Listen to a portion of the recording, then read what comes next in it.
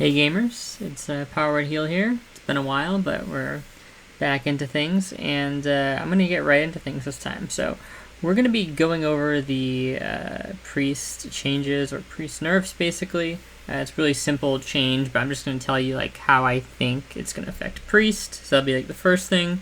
And if you're just looking for like, oh my god, is this the end of the world or is it not, you're probably only going to have to watch like the first, 2 or 3 minutes of the video. But if you want to hear kind of like more my thoughts about, was this necessary, my general thoughts on the balancing and stuff like that, you can stick around because I'm going to be doing a little bit of a rant with this one, I think. It might be kind of fun. But if you just want the information, it should be pretty much right up front. So, is this the end of the world? Absolutely not. This is going to do like, it's basically, if you're a PvE player, which is pretty much what we talk about on this channel, you are not going to notice this at all. I can't really speak to it in PvP. I assume the difference there is going to be felt much more, but in PvE, in most cases, you're not really going to be feeling this. Why? Well, because you can just already do an overabundance of healing in the raid, right? In most cases, Penance is strong enough to basically put somebody to full. Sometimes even a tank. It kind of just depends on how much HP they have, right? If you have a really well-geared tank, then obviously, relative to their health pool, Penance is not doing quite as much as it would for other classes. But if you ever have to Penance somebody that's like not the tank, like on Kellers or something like that, you'll notice that it just does like an obscene amount of healing. So taking 20% off the top, while obviously is going to be less effective, it's just not going to be like anywhere near the death knell. We'll kind of go through all the abilities. So we talked a bit about Penance there, and with Penance, I think that to elaborate just a little bit more, like I said, in most cases, you're not really going to feel it at all. There are some cases where, like, I think a good example is actually Kellers when you think about it. You'll notice if you've been healing kind of like all along on Priest, when he starts to Mind Blast somebody, like let's say he's Mind Blasting a target and they don't get any kicks at all. Okay, so, and you just like, mouse over the person and tap your Penance. It's pretty much almost going to keep pace with the Mind Blast damage, depending if you're actually like pretty geared. I believe Penance has I tested it, and I believe it's a 1-to-1 with healing power, at least on the healing portion. I didn't really check out the damage portion. So, and you can get like a non-trivial amount of plus healing from the raid, right? Especially if you really gear everything towards that. I don't think gearing everything towards healing is optimal, necessarily, like, going for pure plus healing. However, even not trying to do that, you're going to have a substantial amount of plus healing, right? So, it's going to definitely make a difference whether you're super geared or not. So if you're super geared, you're running with like a consistent group, you may find that you're just outpacing Kellers damage completely to the Mind Blast. If you're like literally naked, and I do a lot of these because I have 9 characters in total right now. It's part of kind of why I've been a little bit MIA. I've been trying to really kind of build up the base and get the economy going for this expansion. So I should be posting more videos and stuff like that soon. But yeah, we have like 5 priests, 2 druids, a paladin. So the paladin video is coming soon. And on those naked priests, basically, when I do something like Kellers, I feel the damage. It's like eating back a little bit into my Penance. So like we're not quite keeping pace with the damage there, which tends to be fine because eventually a kick will come out or he'll change target or something like that, right? Or stop doing it for a second. So it's not that like you really need the full value of the Penance as it is now, but you will feel that 20% a bit more if you're in one of those like, oh wow, I'm completely naked cases, and you're using it to heal something that's doing kind of a lot of damage. Another good example of that is like Akumai, and that's either when he does like the big tank damage attack, or when the tank just has a lot of breaths, or sorry, stacks of the breath on him, and it's kind of like rotting down his HP, right? And then he takes a big hit on top of that. And you may be used to like, okay, so before, like, Penance would just completely put that back. And, now it's not quite doing that as much. But you're still going to use Penance, what I mean? It's not really going to change your play style as much. You just may have to use more supplementary heals, basically, is the idea. So, you're going to have to be potentially ready to shield on something like Akumai. maybe immediately cast a rank 1 or rank 2 heal afterwards, etc. You may have to lean a little bit more into those spells, but overall it's not really going to change the your play style at all. You're still going to use Penance for the same things. It's still mostly going to do the same things. It's still going to be insane at spot healing basically anybody who's not a tank taking massive damage, right? It should still do really well there, and it's still going to scale really well with healing power and stuff like that. So if you are geared, you're going to really notice that. So yeah, that's basically Penance. Well, Mending we'll talk about next. Right, so Mending, basically what I would say with Mending is that it's definitely going to have an effect, but again, it's just not really something that's going to be noticeable. And the reason why I say that is because most of the time, Mending is your set it and forget it, where you just put it on a target, right, and you're kind of letting it either bounce, or you're doing subtle manipulation, and while you're doing other things, right? And that's why Renew tends to be so good, I feel with Mending, because it allows you to not have to do the manipulation yourself. For example, if you were to cast, Lesser Heal to move Mending, right, all the time, it's eating into more cast time you have to do. You have to be casting more of a specific thing on a specific target, whereas you just drop the Renews out there, and the Renews stay on the target, so even after Mending moves off the target, if it moves off the target, it moves back on. It gets to move again and stuff like that because there's still healing coming in. So Mending is kind of just I guess the point I'm making with that is it's more of a background sort of spell, right? Where it's just there, it's functioning in the background. It's not, you're not counting on it to do any specific action, and I think that's the main thing. That's where the Penance nerf would feel a bit more scary if Penance was worse to begin with, right? If Penance wasn't so good already and you nerfed it by 20%, that's where it becomes really scary because you're counting on Penance to fill a specific functional role, right, of bringing the tank back up. And if it doesn't do that, or if it's not worth it to cast that, if let's say I'm casting Penance on Kelrus and it's actually I'm actually getting behind by casting it, right? Because it's just not doing enough healing. That's really bad, right? The spell becomes pretty much useless at that point. But it's pretty much impossible for this to be a thing with Mending because it's just extra healing that's going on in the background. So is it going to be worse? Of course it's going to be worse. You're going to notice it more if you're worse geared, right? Because just everything is doing less healing. You would have been doing more overhealing before, right? And now, with better gear, you're kind of going to be doing similar to an undergeared priest that was healing in the past, right? And the undergeared priest is just going to be doing less healing. So obviously, it's it's not a good thing that it's nerfed, but it's not really something that you're going to notice in a lot of cases. And to be honest, I feel a lot of priests take Homunculi anyway, which is, they're both really good spells, but in a lot of cases, you will just take Homunculi unless there's 2 priests or something like that, or unless you're doing maybe some very specific strategies. So I don't think that the Mending nerf is that big. Percentage-wise, it seems big, but it was already really good before it. Mending is so mana efficient, it's crazy when you actually think about it in terms of what it's doing now.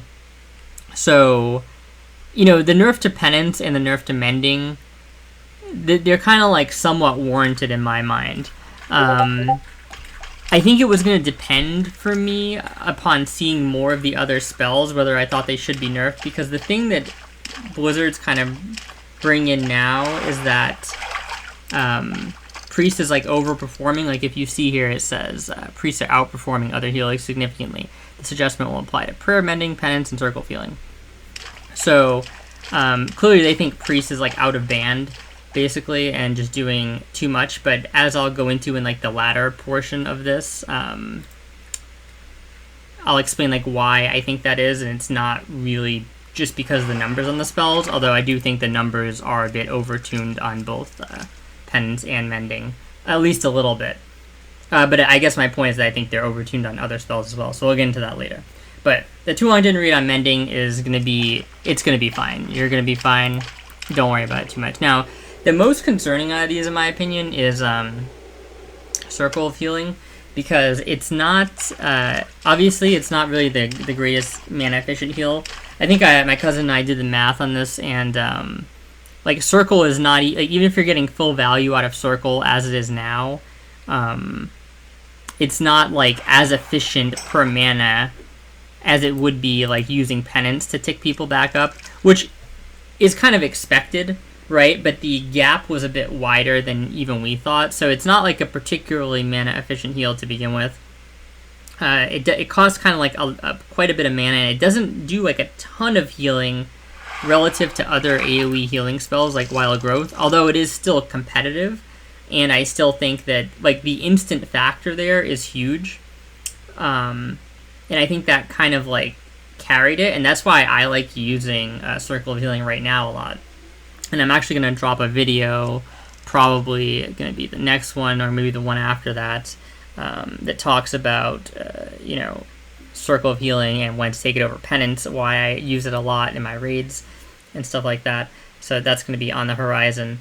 But, I'm a little bit concerned for it because I feel like it was very borderline already, and mostly the reason why I was taking it was that it kind of functioned to me sort of like a pseudo Penance in scenarios where you needed that extra instant. In other words, obviously the best use case for it, right, is going to be healing the entire group, right? A bunch of people take chunk damage, you know, or they're, like, in a very scary spot. They could be in lethal.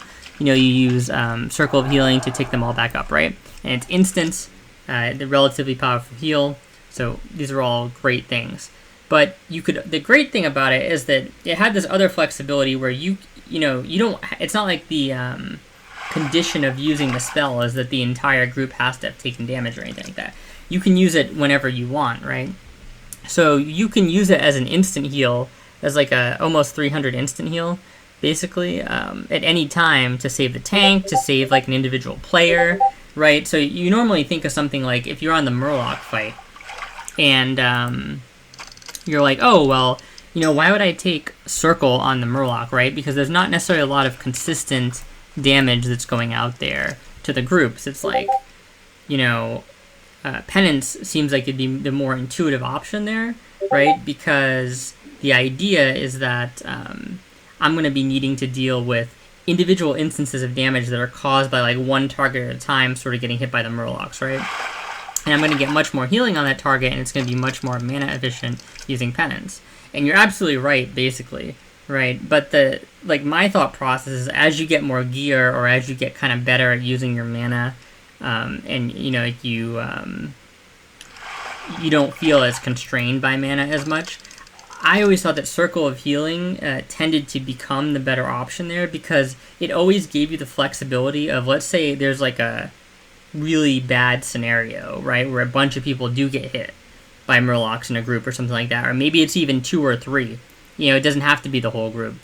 You can now save multiple people at a time with an instant cast, like basically 300 heal, and that's incredibly powerful. Penance just can't do that, right? It just can't match in those terms, and yes, it's less mana efficient, but as long as you are not actually ooming, that is basically irrelevant on the boss, right? Certain speedrunning scenarios will change that a bit, right? Because it's more about the total mana. You have to keep that in mind, like how much mana you're spending per fight. But assuming you're going to drink up after every fight and stuff like that in a normal situation, Circle of Healing can be very strong in those cases. So I think that the concerning part to me with the 20% nerf is that it's now kind of like no longer good in those situations. Like, let me put it this way. If they would have increased the mana cost on it, right, then it's like we'd be being punished harder for using it in those bad situations, right, where it doesn't get as much healing efficiency done. In other words, you're not hitting the entire group, you're maybe only having to use it on 1 target or 1 to 3 targets. But you would still have the effectiveness of being able to save them, right? That's if they boosted the mana cost. So it's like you could always still make the decision of I'm willing to sacrifice this amount of mana because I know it's going to do this 300 healing, and that's going to be relatively significant. It's going to keep this person alive long enough, right? So now with the 20% reduction on the healing, it kind of becomes a question of like, is it really going to be quite as good at saving people in those pinch scenarios as it was? Is it going to give, because the whole idea on something like the Murloc is it's like, you need to give them enough of a chance to survive to the next heal, right? You don't necessarily need to heal them to full with like your circle of healing or anything like that, but if they get chunked to half or they get chunked to 35%, you want to give them enough healing where they can take 1 to 2 more Murlocs or something like that. And I'm kind of harping specifically on that fight, but it kind of applies the same to any fight, right? Like, any fight that has like that sort of type of spiky damage that can potentially come out, you want to be able to give people as many chances to live as possible, as many chances to save themselves, So even if they mess up twice, they get hit by 2 Murlocs, you do Circle of Healing, now they can get hit by 2 more before they're back into lethal, right? And that's kind of like my thought process in using the spell. And now it's kind of like, I think it's definitely obviously still probably going to change their kill threshold. So for example, if somebody gets chunked out to 35% on the Murloc during the Murloc phase or something, and you Circle of Healing them, it's definitely probably going to prevent them from taking fatal damage from the next Murloc. But prior to the 20% nerf, maybe it actually allows them to take a hit from like 2 more Murlocs, depending on what their health was before, right? Like obviously it's only doing like, I think 300 or a little bit over 300 healing non-crit. And I think the Murlocs do around 300 to 400 damage, shadow damage per hit. So it's not like Penance, or it's not like Circle of Healing was ever allowing like healing for the value of multiple Murloc hits. But what I mean is that depending on what their health was at when they initially got hit, and then getting the healing back from Circle of Healing, that kind of results after they take the initial circle. With the 20% more healing that we're not going to have anymore, it's possible that there's like more scenarios in that case, right, where they have enough remaining HP to tank multiple Murloc hits. So basically, you're kind of like losing, your lethal thresholds that people are going to be in after using this spell are going to be worse than they were now. And that's kind of like the scary part for me, because this is the big spell you're using to save people, or at least that's kind of how I was using it. There's not a ton of rot damage in this raid, right? So it's not like I'm waiting for people to get to 70% from a rot ability that the boss does, and then I'm just like circling. In that particular case, right, it wouldn't be very bad because, you're doing less healing, which is always bad. Right, a nerf is a nerf. We're not going to try and get around that.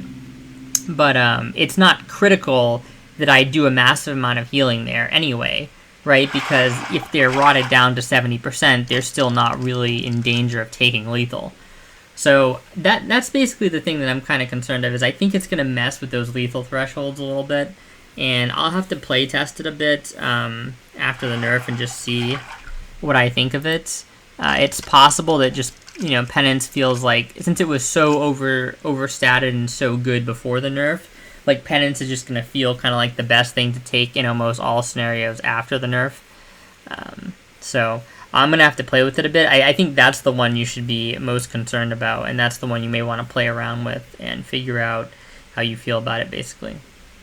But I still think it's not going to be like a terrible spell, right? At the end of the day, it is 20%, which is fairly large, but it's not like super large, So that's basically my thoughts. Priest is going to be completely fine.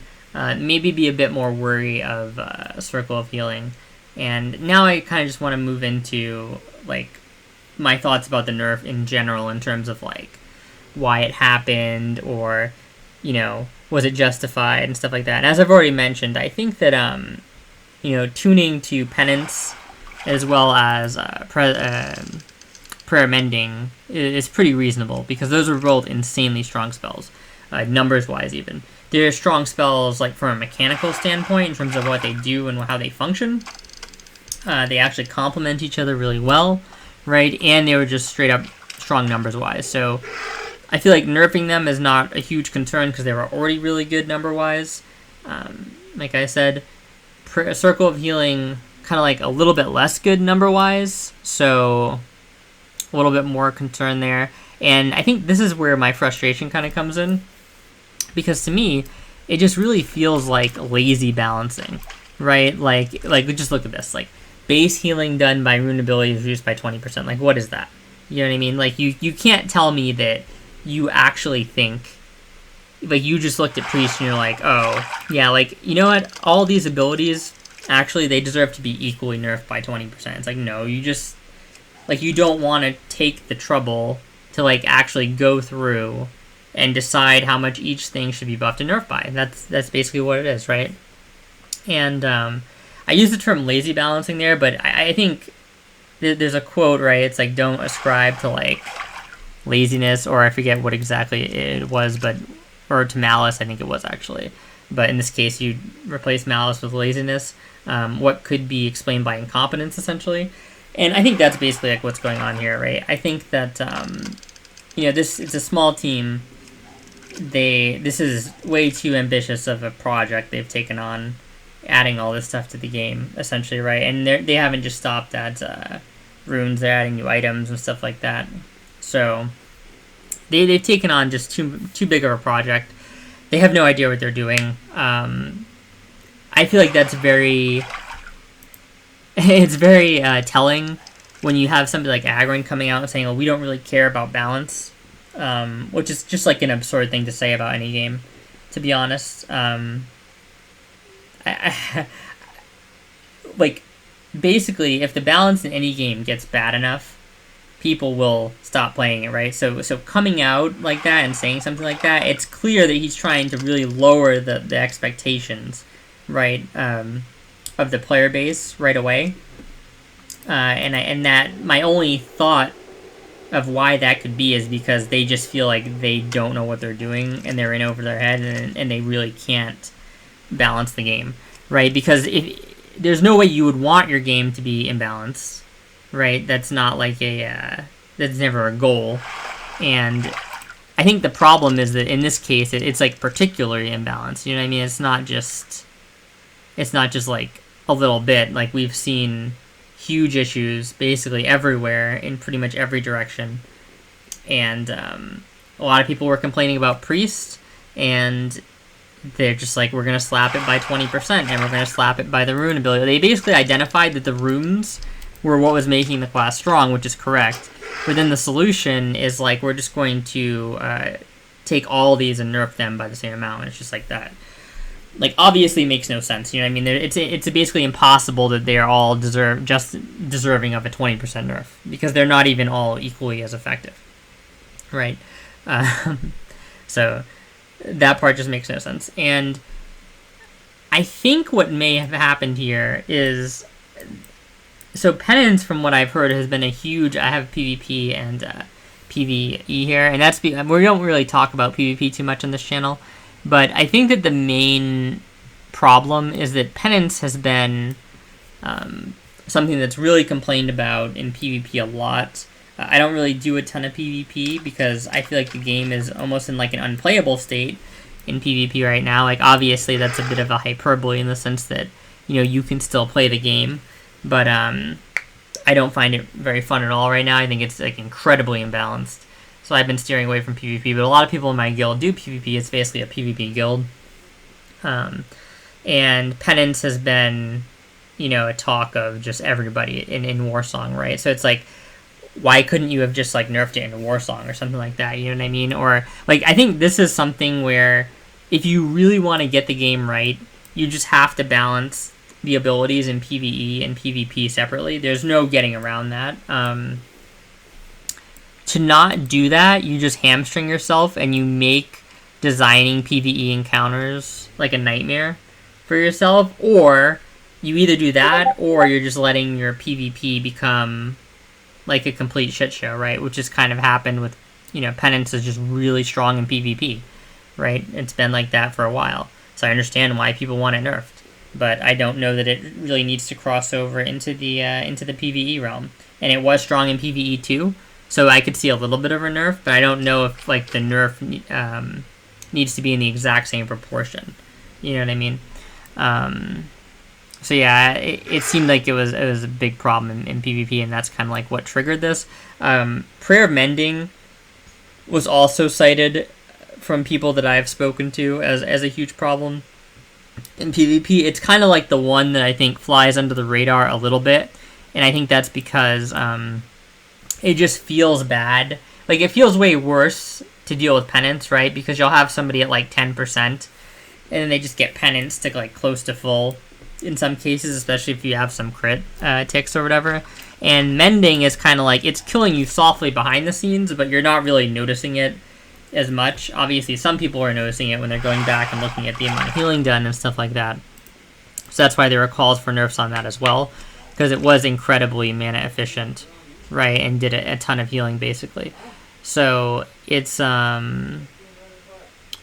really a surprise to me that these nerfs came through, but I do think that they were definitely spearheaded by like, you know, the PvP complaints. And I hadn't really heard of anybody talk about Circle of Healing, and like I said, it still get hit by the nerf bat anyway, right? Because just basically incompetence or lazy balancing, right?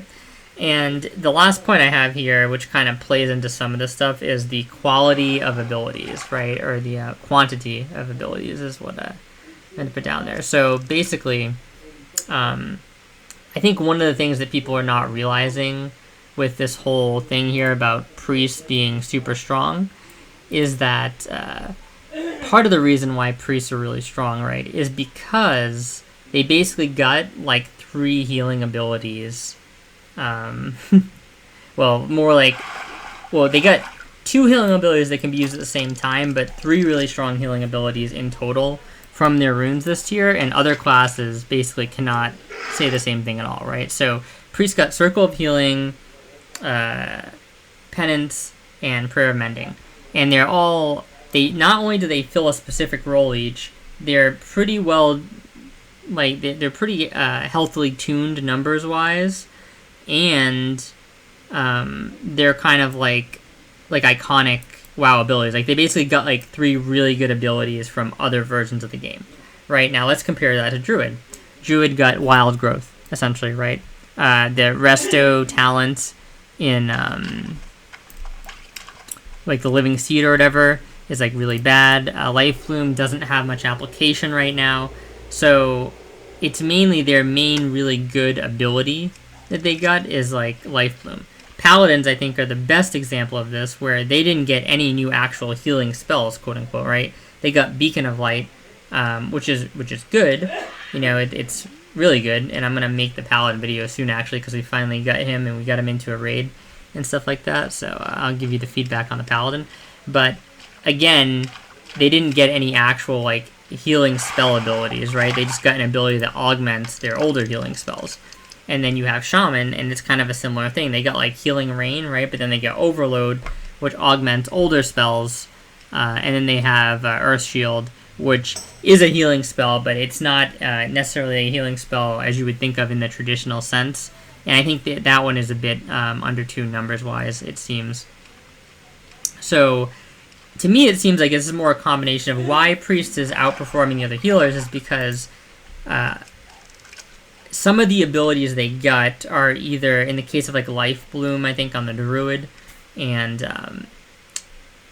Earth Shield on the Shaman, it's either a case where like that particular spell doesn't have a great application in the current raid, right? So they kind of miss out there. It's almost like they're just not getting a spell for that slot, right? Whereas Priest has like relevant spells in at least 2 of the slots and a swap out slot in the last slot between Penance and Circle. Or the other aspect there is that some of the tuning on those spells that the other classes got wasn't really so hot, like in the case of Earth Shield, right? So I think if you were to buff some of the super weaker spells in the other classes, you know, or you had provided runes that gave more direct healing or more healing spells that were more useful to some of the situations that would have occurred in BFD, then you wouldn't really see that disparity. Right? So the reason why Priest is basically gapping everybody is because all their spells are incredibly useful in the raid. They got 3 new healing spells, and the numbers on them are all pretty good. And I think when you break it down like that, it's very easy to see why Priest is ahead of the pack. And I guess like what I'm saying by explaining that is that, does that mean that those abilities need to be nerfed, or is it that we need the other classes to kind of catch up in terms of them getting the other abilities? You know what I mean? And then them getting number enhancements on the really weak abilities that they did have. And like I said, like I'm totally willing to admit, I think Penance and Penance and Palm were a little bit out of band for sure. At least like even in PvE, like I don't think it matters as much in PvE, but they were definitely probably a bit out of band. But I also think that Wild Growth is out of band, and the main reason why you're not hearing a lot of complaints about Wild Growth is because I don't think that Druid healers are like really the preferred healers in Warsong, right? They're basically being played as Boomkin, and maybe they take Wild Growth in some cases to like help off heal or something like that. But Wild Growth is a very out of band ability and does an insane amount of healing.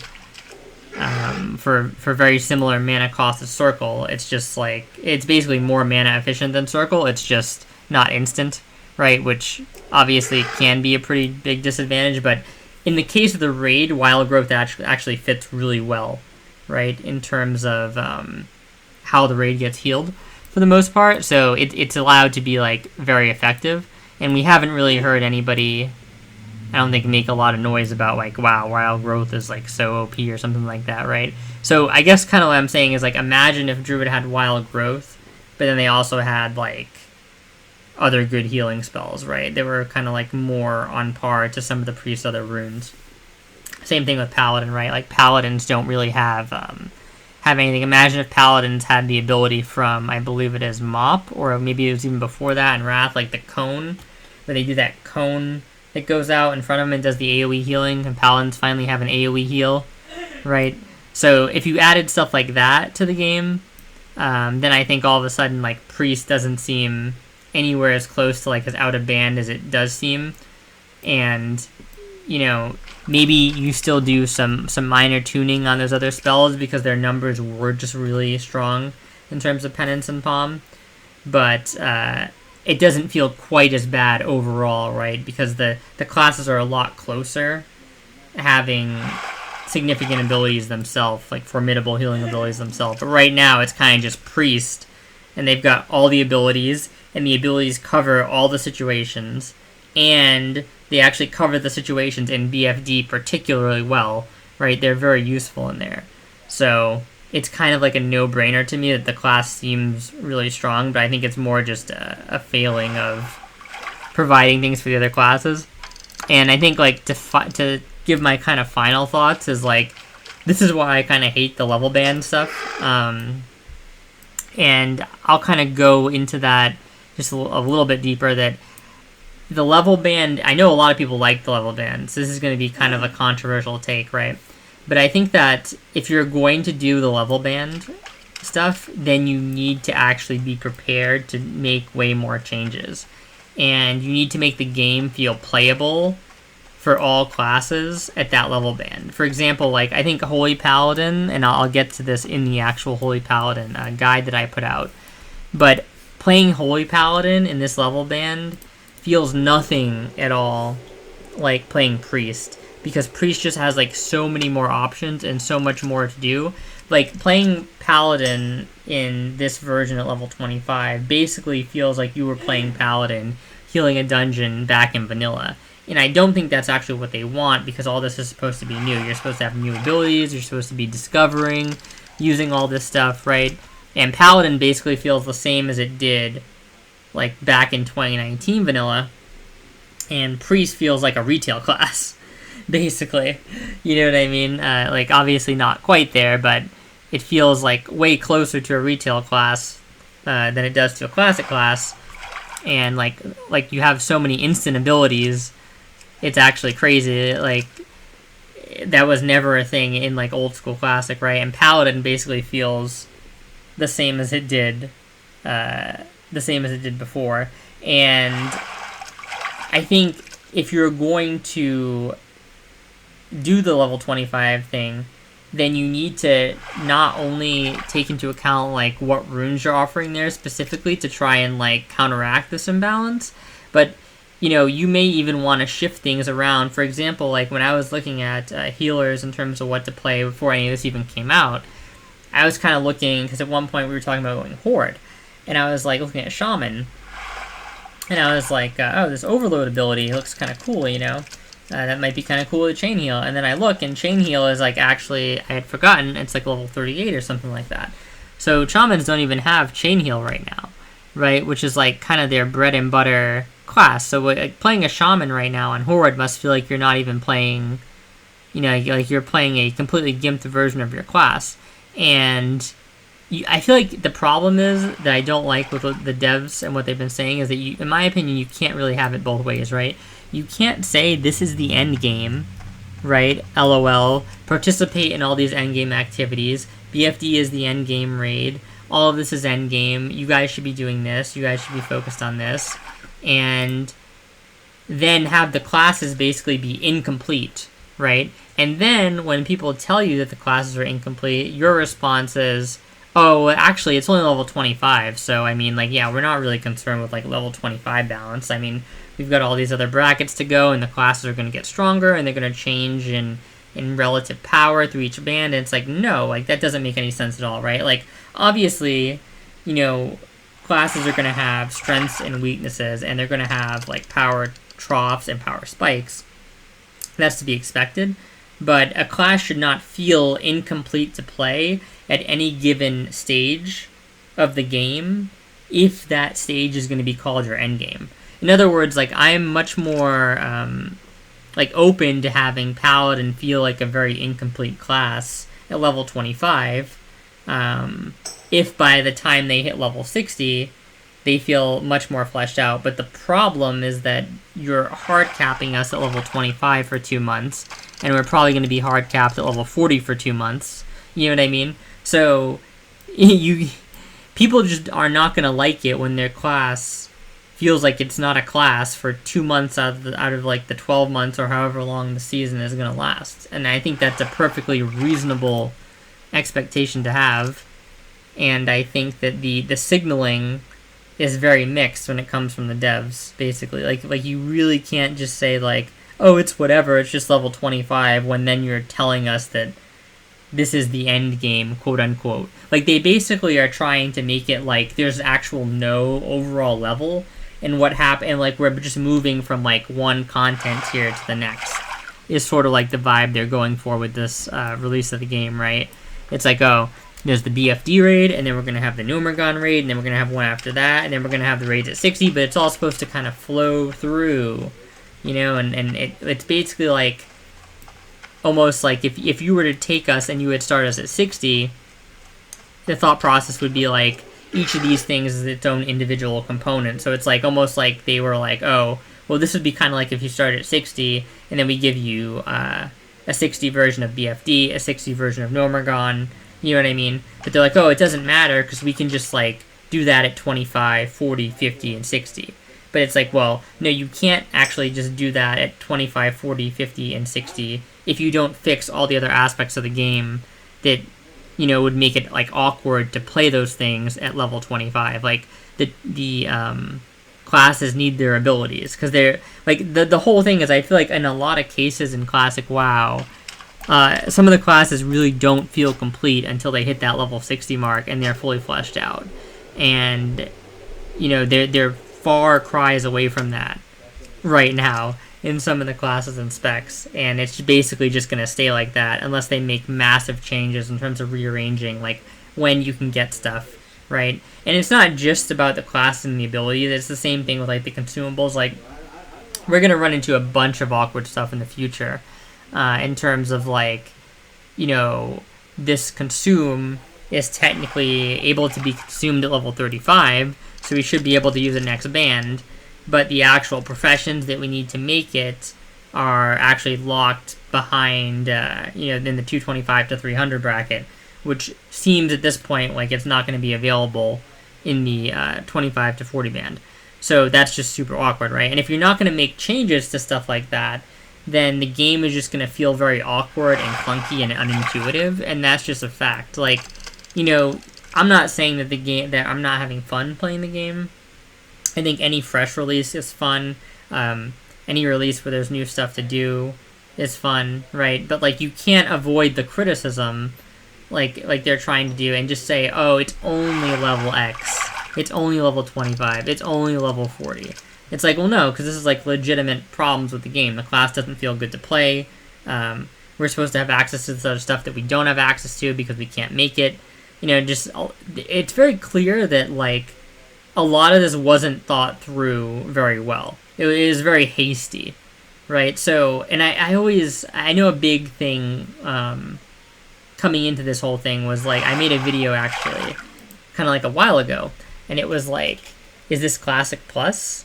Or is it not Classic Plus, right? Because that was a big point of contention. Everybody was like, well, is Season of Discovery Classic Plus? And what I think Season of Discovery is it's kind of basically like, at some point, like, the rumblings for Classic Plus got way too loud, and they kind of like pivoted a bit in terms of whatever they're going to do for the next season. And they're like, we want to make some drastic changes to the game that, you know, they knew it would be too ambitious to actually do Classic Plus in a way the community was, like, anticipating it, I think, right?